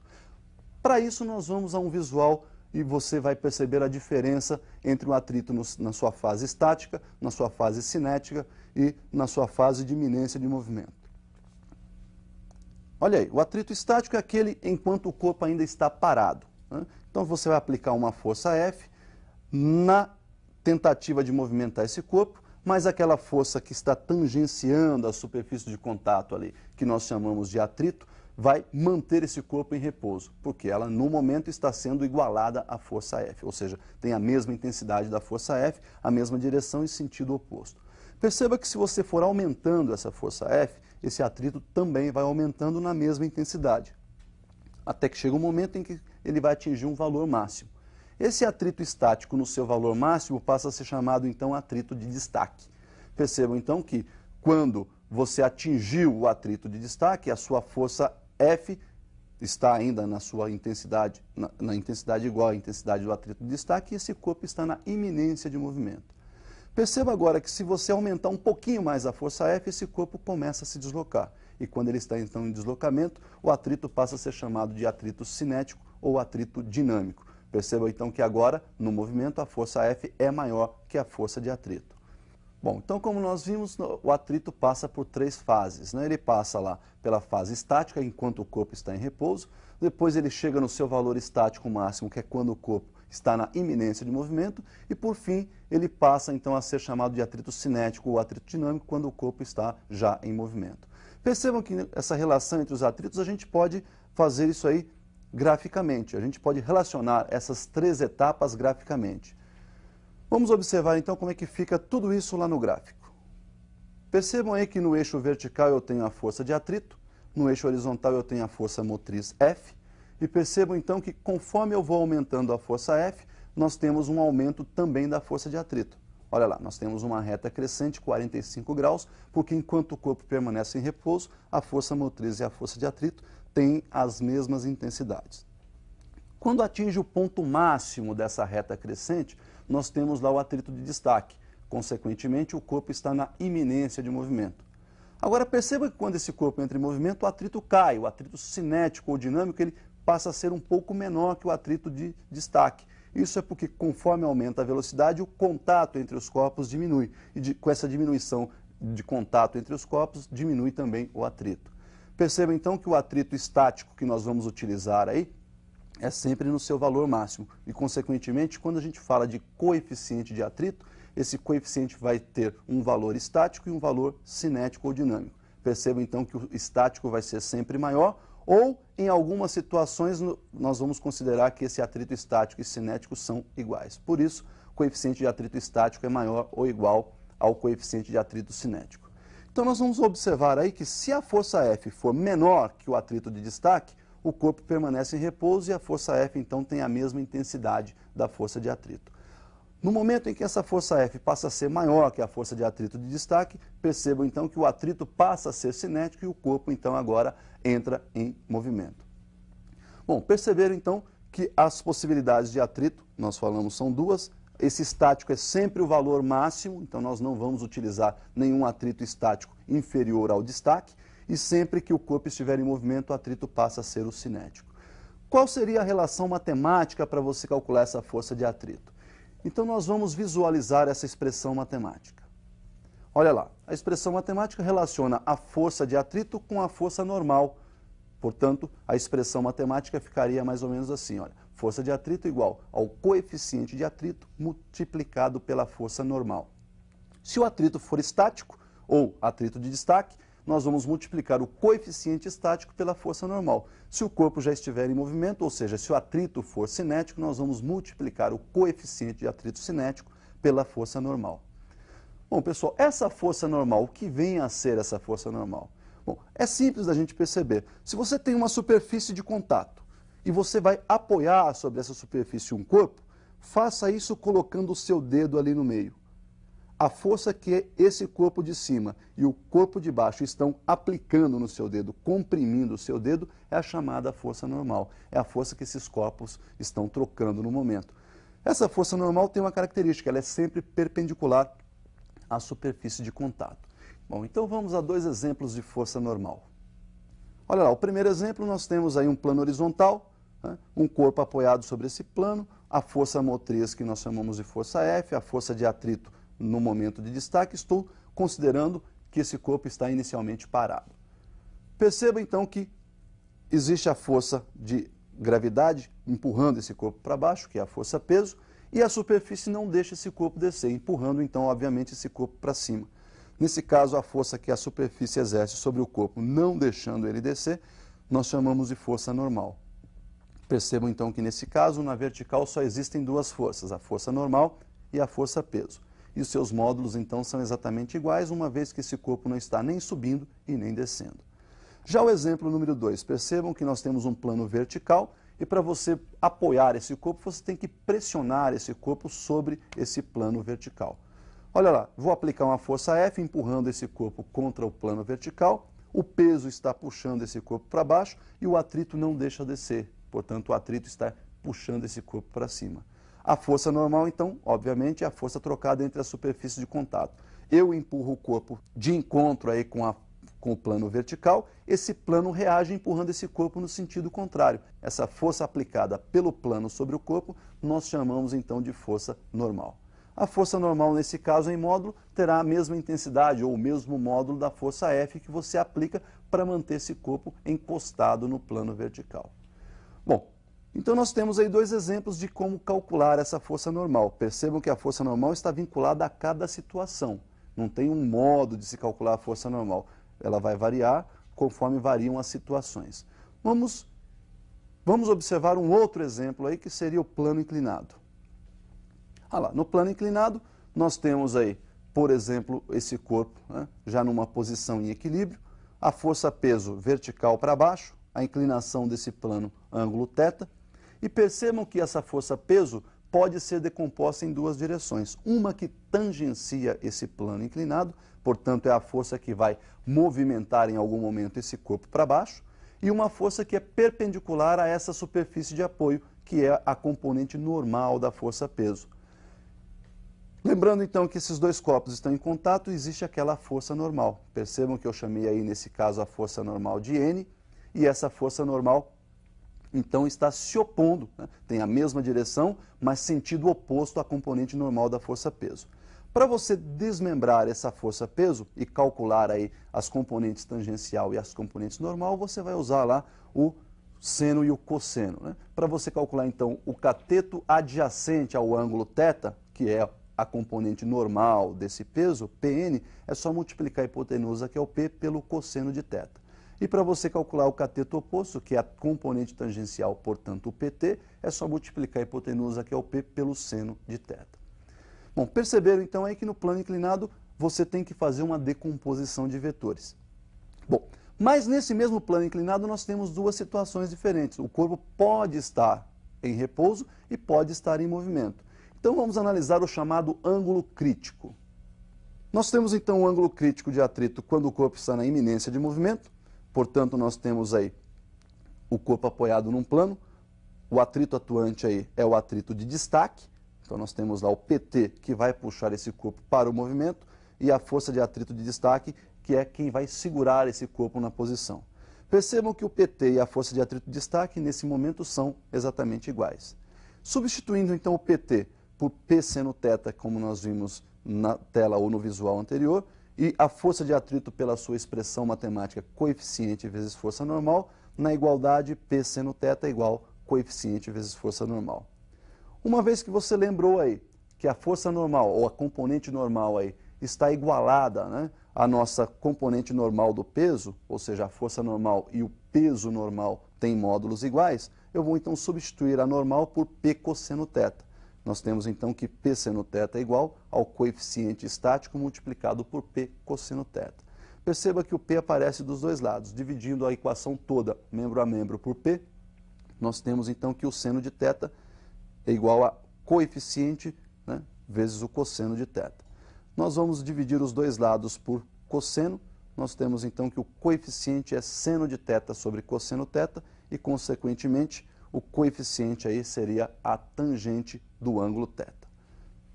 Então nós vimos aí o ângulo crítico, né, de atrito quando o corpo está na iminência de movimento. E quando esse corpo começa a se movimentar com velocidade constante? Então vamos ao novo visual.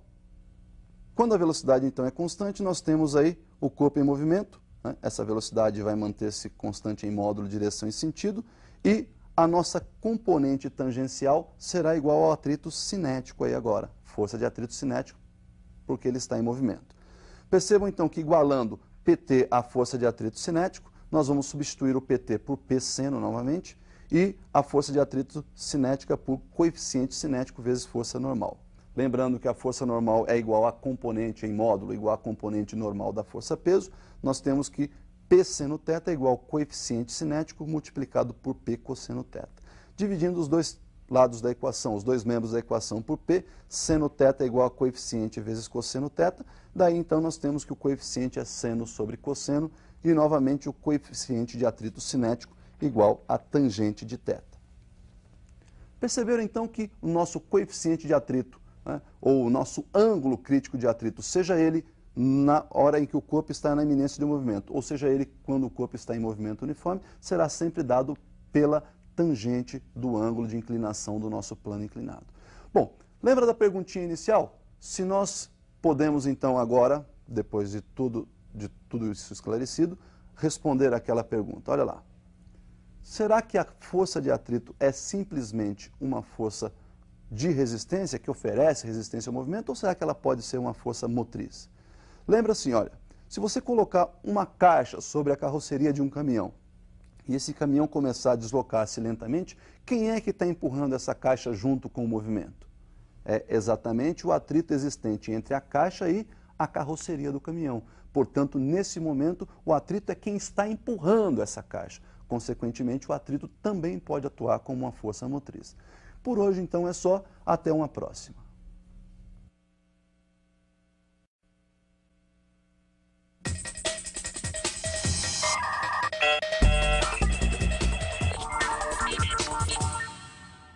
Olá, pessoal. Estou aqui com vocês para mais uma aula da nossa física e hoje a gente vai falar das componentes da força resultante. Bom, força resultante, todos nós já sabemos, é o somatório vetorial de todas as forças que estão aplicadas a um corpo. E essa força, então, depois de determinada, essa resultante, nós vamos observar que ela se divide em duas componentes. Uma das componentes vai servir aí para alterar módulo da velocidade vetorial do corpo. Então, uma está vinculada somente à aceleração escalar, aquela aceleração que altera simplesmente o módulo da velocidade.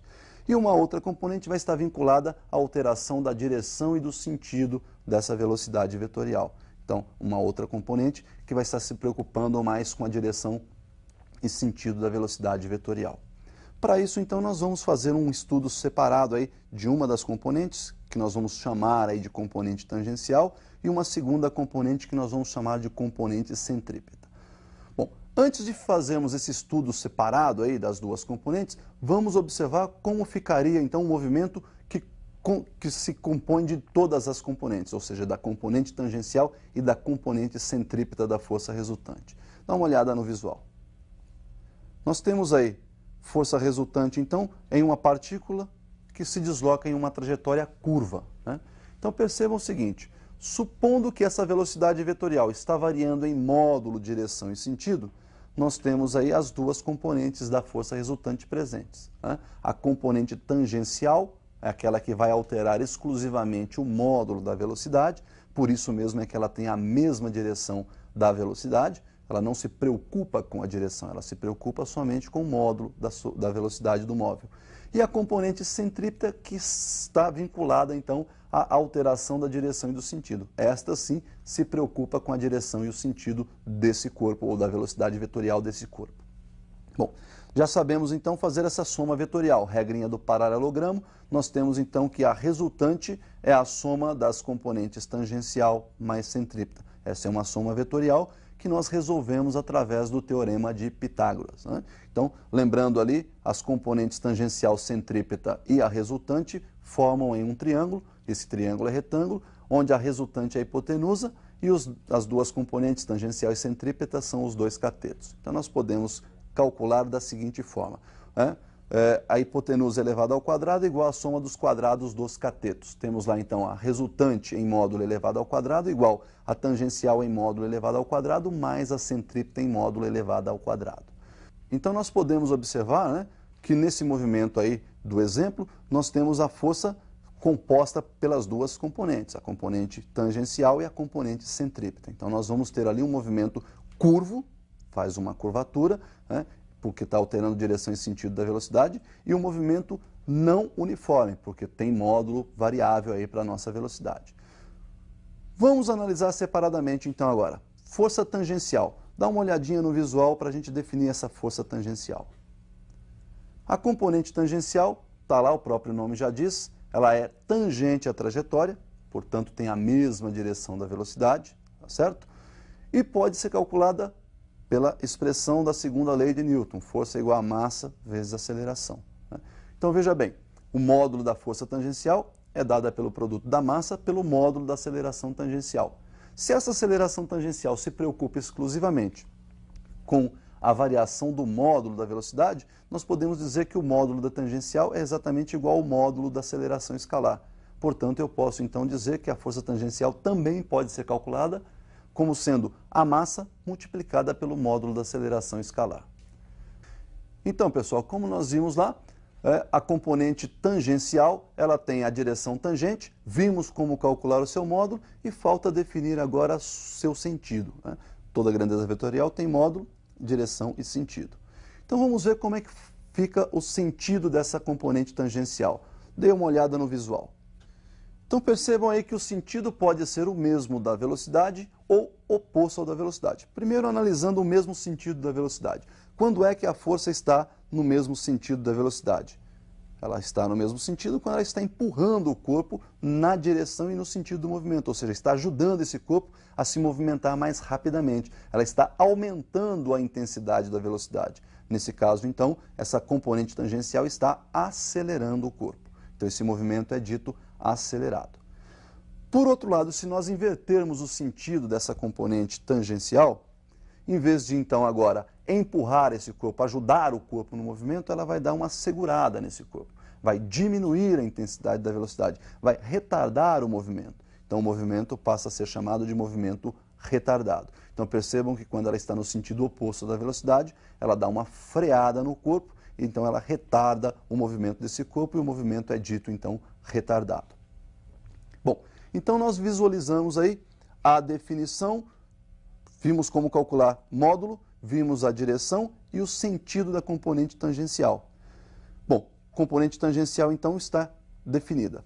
E a componente centrípeta? A componente centrípeta ela serve para curvar o movimento. A finalidade da componente centrípeta é fazer a curvatura do movimento. Portanto, ela está presente em todos os movimentos curvilíneos e vai ser nula em todo movimento que for dito retilíneo. Vamos então definir a componente centrípeta da nossa força resultante. Observe então que a componente centrípeta ela tem a direção perpendicular à trajetória, ou seja, perpendicular àquela reta que tangencia a trajetória na posição que o corpo está ocupando, né? Portanto, ela é perpendicular também ao vetor velocidade, e o seu sentido é sempre para o centro, daí o nome centrípeta. É aquela força que tem direção perpendicular então à trajetória, perpendicular à tangente da trajetória naquele ponto em que o corpo está ocupando, naquela posição que o corpo ocupa, e apontando sempre para o centro da trajetória. Percebam então que a aceleração centrípeta nós já sabemos calcular. A aceleração centrípeta ela pode ser calculada por definição lá do movimento circular, por v² dividido pelo raio da trajetória, ou ela pode ser ainda o produto da velocidade angular elevada ao quadrado pelo raio, ou seja, ω² vezes r, ou ainda ela pode ser o produto das duas velocidades, né? O módulo da centrípeta pode ser o produto da velocidade angular pela velocidade escalar linear. Então nós temos aí o produto das velocidades que compõem lá o movimento circular, a escalar e a angular, a escalar linear e a escalar angular. Bom, se a gente pegar então essas acelerações aí, essas definições de aceleração centrípeta e substituirmos na segunda lei de Newton, né, nós podemos então definir a equação que calcula o módulo da força centrípeta. Vamos dar uma olhada como fica. Então olha lá, substituindo, né, na segunda lei, força centrípeta é igual massa vezes aceleração centrípeta. Perceba então que a força centrípeta pode ser calculada num primeiro momento como sendo o produto da massa pela velocidade elevada ao quadrado dividida pelo raio da trajetória. Então substituímos aí a primeira definição de aceleração centrípeta na equação de Newton.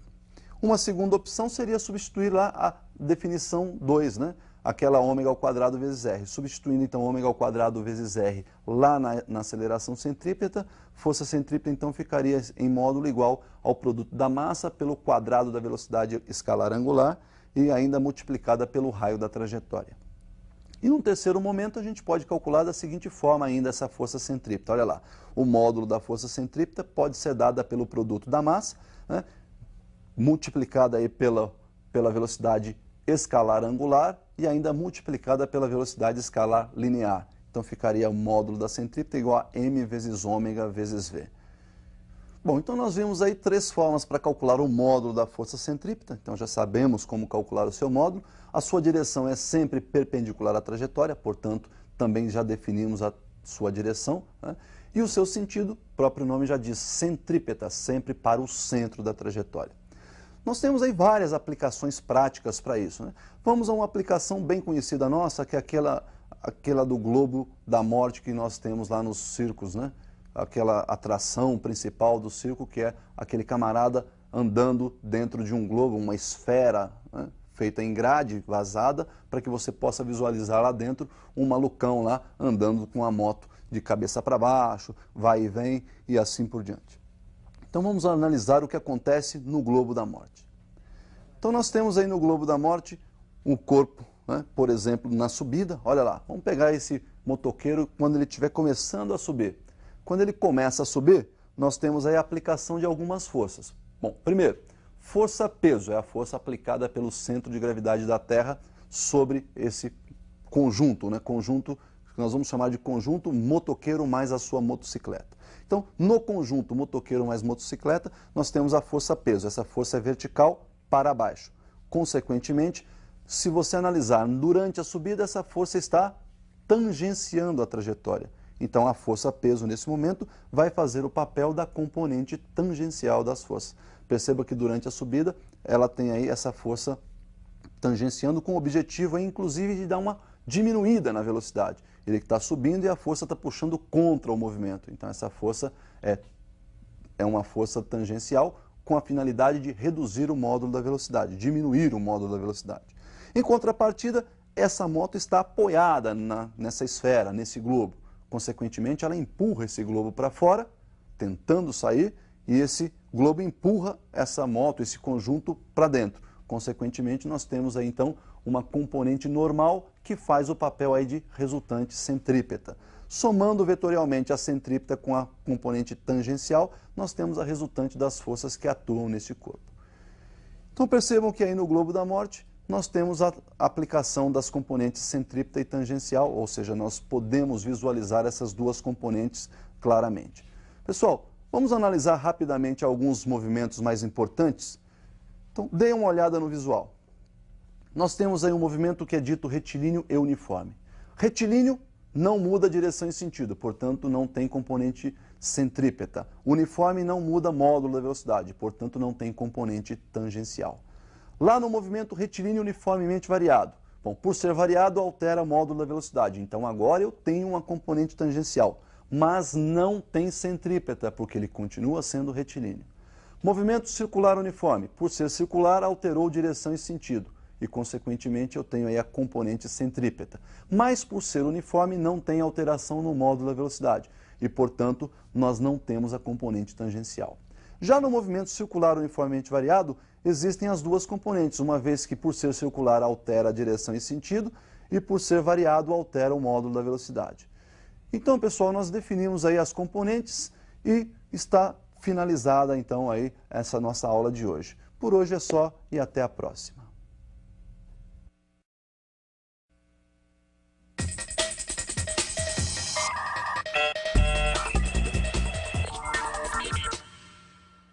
Olá pessoal, estou aqui com vocês para mais uma aula da nossa física e hoje nós vamos falar de trabalho e potência mecânica. Uma força realiza trabalho quando ela transfere ou transforma energia. Já a potência ela mede a rapidez com que essa força realiza trabalho. Então nós vamos definir o trabalho observando este visual. Percebam que quando um corpo está sendo puxado por uma força F e essa força F é constante, está inclinada de um ângulo θ com relação ao deslocamento, o trabalho é definido como sendo o produto da força pelo deslocamento e percebam que essa força que você utiliza no cálculo do trabalho é a projeção da força aplicada na direção do deslocamento. Por isso a multiplicação pelo cosseno do ângulo θ. Percebam que esse trabalho pode ser positivo quando o cosseno do ângulo θ for maior do que zero, ou seja, quando o cosseno de θ for positivo. Esse θ então estará entre 0 e 90 graus, ou seja, maior ou igual a zero, menor que 90 graus. Já o trabalho será negativo quando o cosseno de θ for negativo, ou seja, quando o ângulo θ estiver entre 90 e 180 graus, ou θ maior que 90 graus, menor ou igual a 180 graus. Perceberam que temos a possibilidade de trabalho positivo e trabalho negativo. Agora, será que esse trabalho poderia ser nulo? Será que eu posso ter um trabalho nulo? Observem aí. Trabalho vai ser nulo em três circunstâncias. Ou o cosseno de θ é zero, ou seja, cosseno de θ sendo zero, nós temos aí θ igual a 90 graus. Ou o deslocamento é zero, ou seja, a força foi aplicada, mas o corpo não se deslocou, ou a força aplicada tem módulo igual a zero. Podemos observar então nessas três possibilidades de trabalho nulo, podemos observar que o trabalho pode ser positivo e também pode ser negativo. Mas existe uma força tão importante aí que nós comentamos já lá nas leis de Newton, né, que foi aquela força-peso, a força com que a Terra atrai os corpos. E essa força-peso é uma força constante. Essa força-peso também realiza trabalho? Será que a força-peso consegue realizar trabalho? Bom, para isso a gente vai definir então como seria o trabalho da força-peso. Percebam que nós temos aí um corpo descendo uma rampa. Conforme ele vai descendo, nós temos uma altura diminuindo. Percebam aí que o trabalho dessa força-peso é dada pelo produto então do peso, pelo deslocamento que esse corpo vai sofrer, pelo cosseno do ângulo θ, que seria então aí o fator que vai nos proporcionar a projeção do peso na direção do deslocamento, na direção e no sentido do deslocamento. Percebam que esse cosseno de θ, se nós providenciarmos aí um triângulo, pegando aí como hipotenusa o deslocamento e como um dos catetos a altura de onde esse corpo foi abandonado, nós temos aí que o cosseno de θ nesse triângulo é dado pelo cateto adjacente H, a própria altura, dividido pelo deslocamento que seria a nossa hipotenusa. E sabemos ainda que o peso é dado pelo produto da massa pela aceleração da gravidade.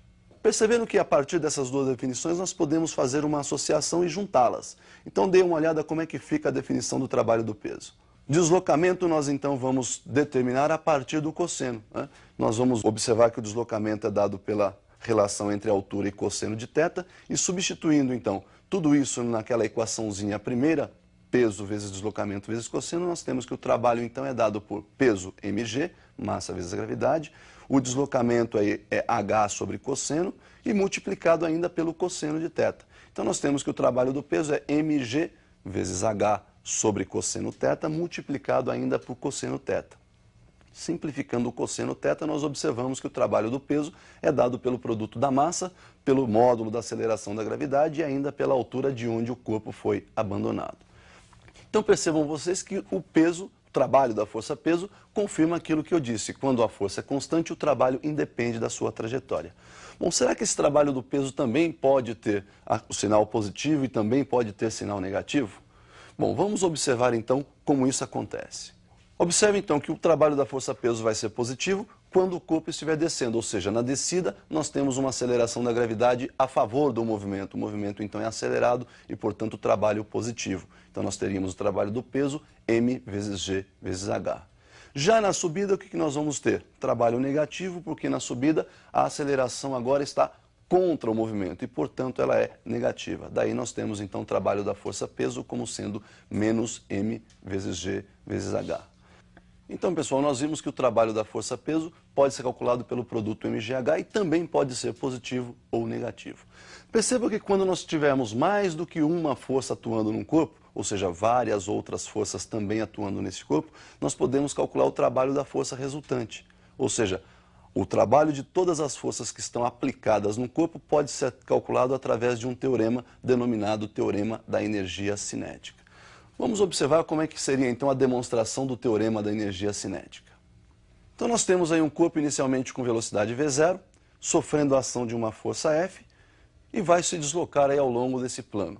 Olha lá, a força tem a mesma direção e o mesmo sentido de deslocamento, né? Já está então na mesma direção, não preciso fazer a projeção. O trabalho dessa força é dada pelo produto da força pelo deslocamento. Percebam que a massa desse corpo multiplicado pela aceleração vai nos dar a força que está sendo aplicada a este corpo, a força resultante. Podemos ainda determinar uma relação de aceleração e deslocamento através da equação de Torricelli. Então, observando a equação de Torricelli, v² igual v0² mais 2 vezes a aceleração vezes o deslocamento. Se nós subtrairmos nos dois lados da igualdade o v0², não vai alterar a nossa equação. E percebam então que a minha equação ficará da seguinte forma: v² menos v0² igual v0² mais 2 vezes a aceleração vezes o deslocamento, menos v0². Do lado direito da igualdade, nós temos v0² positivo, v0² negativo. Então, nós vamos ter o seguinte resultado: v² menos v0² do lado esquerdo igual ao dobro da aceleração multiplicada pelo deslocamento. Se dividirmos membro a membro por 2, nós vamos ter então que v² menos v0² dividido por 2 é igual ao dobro da aceleração vezes o deslocamento dividido também por 2. Simplificando aí o segundo membro da equação, v² menos v0² sobre 2 igual a aceleração vezes d. Percebam que a partir dessas três equações, que nós temos aí isoladas, equações 1, 2 e 3, nós vamos definir agora o teorema. Perceba como fica esse teorema. Então, juntando a equação 2 com a equação 1, nós temos que o trabalho da força resultante é dada pelo produto da massa vezes a aceleração vezes o deslocamento. Ou seja, trocamos a força pelo produto massa vezes a aceleração. Se juntarmos agora essa nova equação à equação 3, ou seja, se juntarmos 3 e 4, nós temos que o trabalho da força resultante é dada pelo produto da massa pela diferença entre os quadrados das velocidades dividido por 2. Então ficou assim, olha, m vezes v² menos v0² sobre 2. Posso desmembrar esse v² menos v0² sobre 2 em duas frações e daí nós temos a distributiva. A massa vai multiplicar todo mundo lá dentro do nosso parênteses. Então nós temos lá trabalho da força resultante dada pelo produto da massa pelo quadrado da velocidade dividido por 2. E vamos subtrair disso o produto da massa pelo quadrado da velocidade inicial dividido por 2. Este mv² sobre 2 nós chamamos de energia cinética de movimentação das partículas ou dos corpos. Daí então nós temos que o trabalho vai ser energia cinética final menos energia cinética inicial, ou seja, o trabalho da força resultante é a variação da energia cinética. Bom, percebam, pessoal, que nós temos aí algumas formas para calcular o trabalho. Uma outra opção seria o método gráfico. Pelo método gráfico também nós podemos calcular o trabalho e nós vamos observar então como é que fica esse método de cálculo. Percebam que o cálculo do trabalho pelo método gráfico é feito da seguinte forma. Quando nós tivermos um gráfico onde a força tangencial está representada no eixo vertical e o S, que é o espaço percorrido, está representado no eixo horizontal, percebam que da posição S1 até a posição S2 ocorreu um deslocamento. Estou considerando que a força tangencial, então, é constante. Daí nós temos que o deslocamento é a diferença entre a posição final e a posição inicial. Temos que a área desse gráfico é dada pelo produto da base, que representa o nosso deslocamento, pela altura que representa a nossa força. Daí, então, nós temos que área numericamente igual ao produto do deslocamento pela força, que nós vimos ser igual ao trabalho. Daí, área numericamente igual ao trabalho. Falando, então, tudo sobre o trabalho, nós podemos observar que existe aí uma relação entre energia e tempo, ou seja, a rapidez com que esse trabalho está sendo realizado, que é a chamada potência. Vamos observar, então, como ficaria a definição de potência. Potência média mede a rapidez com que uma força realiza trabalho. Então, como sabemos, trabalho igual ao produto da força pelo deslocamento e pelo cosseno θ. Dividindo membro a membro por ΔT, que seria a nossa variação de tempo, nós temos que o trabalho sobre ΔT é igual F, força, vezes o deslocamento, vezes o cosseno θ, dividido também por ΔT. Lembrando que deslocamento sobre tempo nos proporciona o cálculo da velocidade média, temos que a potência é dada pelo produto da força, vezes velocidade média, vezes cosseno θ. Daí, então, a potência média, força, velocidade vezes cosseno. Se, porventura, nós estivermos tentando calcular a potência para um instante qualquer, ou seja, a potência instantânea, em vez de velocidade média, usamos a velocidade instantânea. Daí, potência igual a força vezes a velocidade vezes o cosseno de θ. Também na potência, na definição de potência, a gente pode calcular o trabalho através de um gráfico, potência em função do tempo. Observe como fica esse cálculo. Percebam então que na vertical nós temos aí o eixo que representa a potência e na horizontal o eixo dos tempos. Para um intervalo que vai de T1 até T2, calculando a área desse gráfico, nós temos que a área será numericamente igual ao produto ΔT vezes a potência. Substituindo a potência por trabalho sobre ΔT, nós temos que a área numericamente igual a ΔT vezes trabalho sobre ΔT. Simplificando esse ΔT, chegamos que a área é numericamente igual ao trabalho. Bom, pessoal, para finalizar a nossa aula de hoje, vamos falar somente das unidades. Eu fiz para você aí um quadro onde aparecem as grandezas e as unidades. Observe então esse quadro aí. Olha lá, Sistema Internacional, força dada em Newton, deslocamento é dado em metros e o trabalho em joules. Tempo é dado em segundos e a potência então será joule por segundo, que nós vamos chamar de watt. Então esse é o quadro de unidades do Sistema Internacional para todas as grandezas que nós vimos aí hoje. Bom, pessoal, então o que nós tínhamos para falar de trabalho e potência era isso aí. Definimos o trabalho, definimos a potência e já podemos aplicar isso nos nossos exercícios. Então por hoje é só e até a nossa próxima aula.